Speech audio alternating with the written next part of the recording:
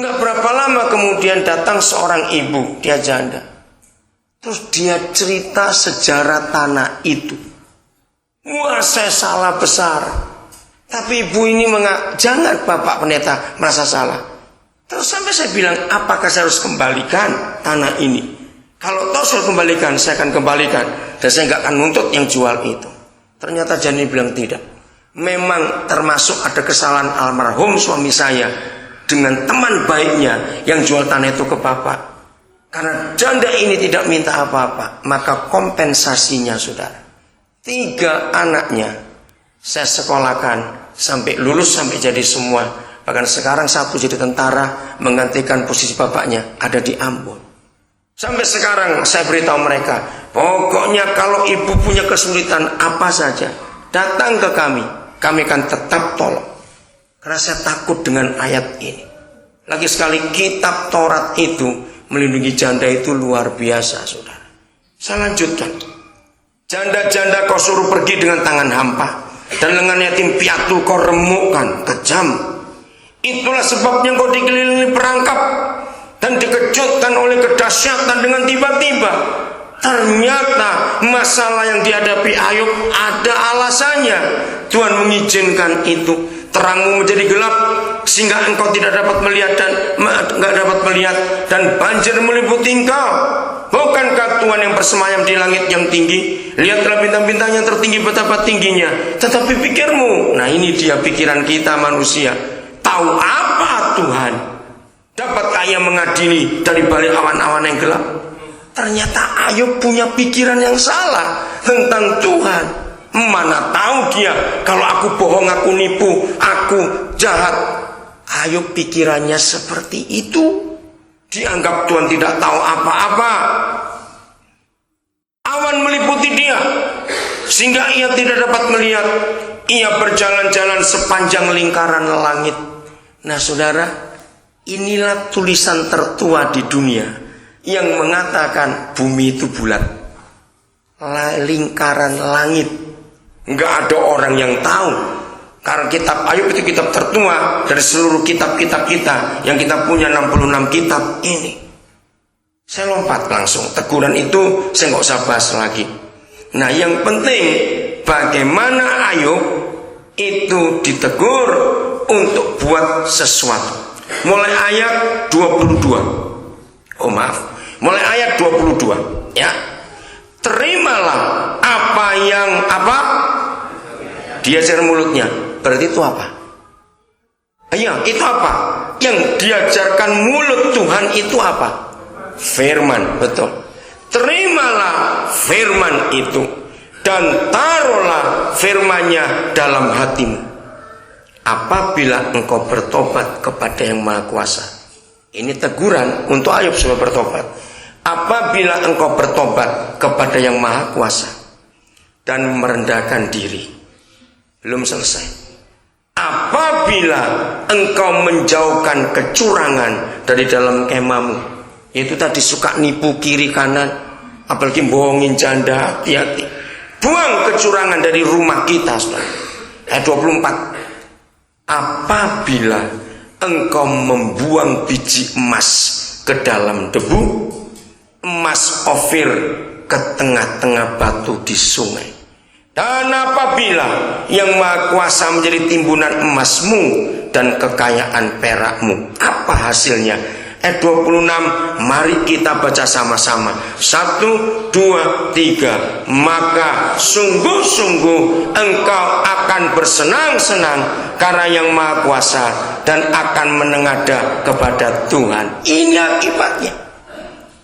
Kalau kita bertobat, kita merendahkan hati, kita menjauhkan kecurangan dari dalam rumah kita, keluarga kita. Kita membuang biji emas kita ke dalam debu. Kita membuang emas Ofir kita ke tengah-tengah batu di sungai. Apabila hanya Yahweh Tuhan yang kita jadikan kekayaan kita, maka sungguh-sungguh engkau akan bersenang-senang karena Yang Maha Kuasa dan akan menengadah kepada Tuhan. Saudara, kami sangat menikmati ayat 26 ini. Kami suami istri, kami nggak diberi anak kandung oleh Tuhan. Tapi kami buat hidup kami seperti apa yang Tuhan katakan. Dengan cepat saya mau katakan, membuang emas dan melempar emas. Saudara, enggak ada orang kaya yang bodoh pun buangin emasnya.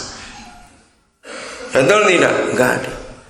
Tapi apa artinya membuang emas ke dalam debu dan melempar emas ke tengah-tengah batu di sungai? Apa? Kita akan ambil kata debu. Siapa yang dibuat dari debu tanah? Manusia. Ingat, sampai hari ini masih terjadi banyak kontroversi. Orang Kristen mati boleh dibakar atau tidak? Jawabannya tidak. Kenapa tidak? Ada banyak ayat saya nggak terangkan, saya nggak ngomong. Tapi karena ada kata debu. Sejak awal Bapa kita di surga berkata, kamu dibuat dari debu, kembali ke debu, bukan ke abu. Lagi sekali, dari debu kembali ke debu, bukan ke abu. Abu itu hasil pembakaran. Semahal apapun sebuah tanah makam, kalau memang nggak mau buat warisan, saya sudah bilang pada istri saya, kalau harinya tiba saya dipanggil pulang, jangan kubur saya, berikan mayat ini kepada fakultas kedokteran untuk menolong banyak mahasiswa praktek. Itu prinsip saya. Karena jauh lebih berguna tubuh ini jadi berkat buat orang lain. Ayat mana yang saya pakai? Ayatnya Filipi 1 ayat yang ke-20. Dikatakan, sejak semula aku punya kerinduan yang kuat, biar Yesus Kristus dimuliakan dalam tubuhku, baik waktu aku hidup maupun aku sudah mati. Nah, mengapa Paulus menulis Tuhan bisa dimuliakan lewat tubuh kita? Kalau masih hidup saya ngerti dengan apa yang kita buat. Tapi kalau sudah mati, bagaimana bisa memuliakan Tuhan? Ternyata memberi tubuh kita, mayat ini, kalau dikubur juga mahal, saudara. Berapa paling mati? Paling mati sampai paling murah peti mati di Denpasar. 1,7. Itu belum tanah kuburannya terus termasuk. Belum. Bayangkan. Ngomong aja 2,5 juta. Daripada cuma jadi tanah lagi, uang itu bisa dipakai untuk makan orang yang susah. Jadi nggak apa-apa, tubuh ini kasih orang. Kalau saudara takut, buang ke laut aja sudah. Lebih baik ikan yang makan. Itu kembali jadi tanah juga. Asal jangan dibakar. Oke, jadi Filipi 1 ayat 20. Dapat ya dia? Oke, saya lanjutkan. Karena nggak ngomong orang mati hari ini. Jadi, kalau Yahweh berkata lewat orang-orang Teman, Elifas dengan teman-temannya, bahwa Ayub harus membuang emasnya ke dalam debu. Saudara, sesuatu yang kita invest, itu artinya sesuatu yang kita tanam. Betul enggak? Kata investasi, maka itu dalam bahasa Indonesia menanam modal.